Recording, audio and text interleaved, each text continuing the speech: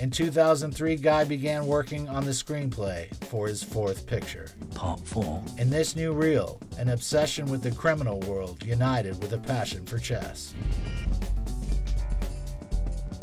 Check. His love for the game always made an appearance. He organized tournaments with actors and colleagues right on the set. I've accepted the fine for a game of chess. Each game is a fine, is it? Oh, I'll buy that. Oh, that sounds fair, that. Especially with Jason Statham, who was the usual victor of these duels. Checkmate. The ability to checkmate the director was one of the reasons that Guy held Jason in his mind's eye when creating the Revolver. You might. I'll give that one to you. Well, I don't like Jason. I'd like to make that clear now. I think he's arrogant, terrible chess player, and he thinks he's funny. Funny, wild and clever. You really are. After a few years of hardship and his first movie flop, Ritchie's signature style changed. Black humor was replaced with gore, and parallel storylines with mystery and suspense. This time you're going to tell me what's going on. The director had pictured Mickey Rourke playing the antagonist, but he declined, preferring to star in Domino. Then Guy offered the role to Ray Liotta, who agreed to film as soon as he read the script. Where's your pride? Where's your pride? Where's your pride? Later, the project was joined by Mark Strong. Well, I had a bad feeling. Gangster film frequenter Vincent Pastore. Relax. You're in trouble, Mr. Green. We can help. And the soloist Andre Benjamin from the soul rap group Outkast, better known as Andre 3000.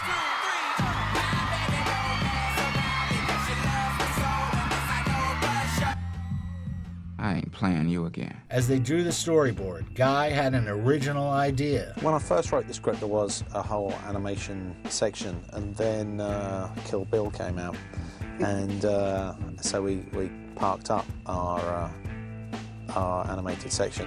In the end, the film had some unusual animation, but only as a stylistic emphasis. While getting ready for the picture, Matthew Vaughn offered Guy the director's chair for the crime thriller Layer Cake. Yes! Fucking please! The picture fit Ritchie's taste and genre, and he seriously considered it, but then decided to focus his energy on Revolver.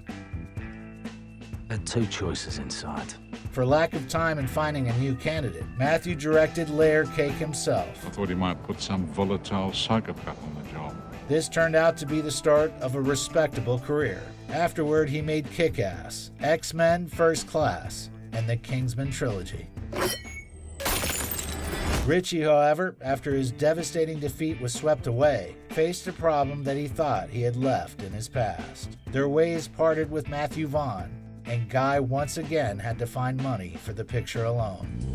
Are you sure this is a good idea? He has to pay us something, doesn't he? I go around all the studios trying to get money. They all tell me to hop it. In a very polite way. Finally, the company Eurocorp, as well as Luc Besson himself, agreed to support him. Faith in Guy's return to cinema outweighed the risk of failure. So in September of 2004, Guy took the director's chair once more.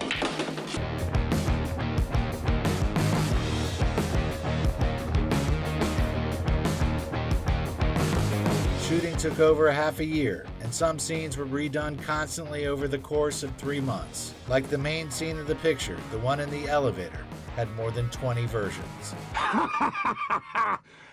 Still here, Jake?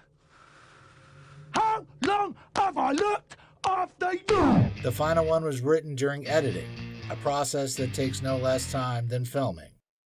Just because we had a bit of extra time on the day, we wanted to see if anything else would work. Speaking of editing, it's worth mentioning the scene where Mark Strong's character has a shootout in an apartment building.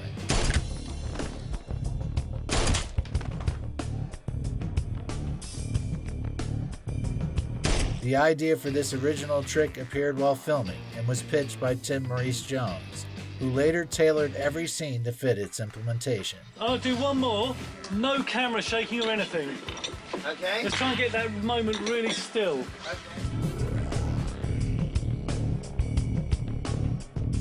A film that was so full of mystery, violence, numerology, metaphors, and a finale where world-renowned psychiatrists discussed problems of the human ego became a tasty morsel for critics. They hardly left one stone standing on Revolver and destroyed its chances for phenomenal success. This has become a large problem, have I? There's no such thing as problems, Mr. Green. Guy's fourth film made £87,000 sterling in the British box office, and only 2 years later premiered worldwide. It barely made $6 million. I want my money back, Paul. And even though the budget of the film is unknown, it was undoubtedly a bust. Amateur directors rarely survive a second knockdown. Shut your fucking mouth! And in conclusion, Revolver became the last of Guy's project in conjunction with Tim Maurice Jones and the actor Jason Statham. This is my last round. By its very nature, it's an esoteric movie. It's not designed for the masses. It was the film I wanted to make. And it is actually the film I like the most. Do you understand? Yes. You better. Do you like our work? Let us know with your like and comment. Push that subscribe button and share with your friends. If you want to support the project financially, become our sponsor on Patreon or YouTube sponsorship. Thank you.